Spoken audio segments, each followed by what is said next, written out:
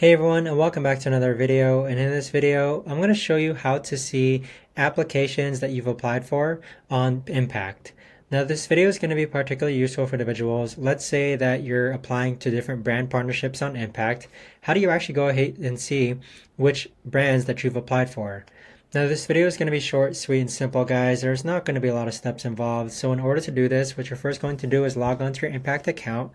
Then on the upper hand corner, you want to click on where it says brands and then click on applications. Once you click on applications, you can see that these are the brands that you've applied for, where it shows you the name of the brand, the receive date, the payout, and the expiration date.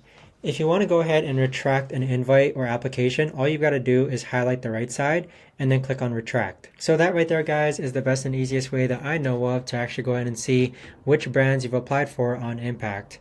If you guys know of a better or easier way to actually do this, let me know in the comments down below. I would love to know. Thanks so much for watching, everyone, and I'll see you guys all in the next video.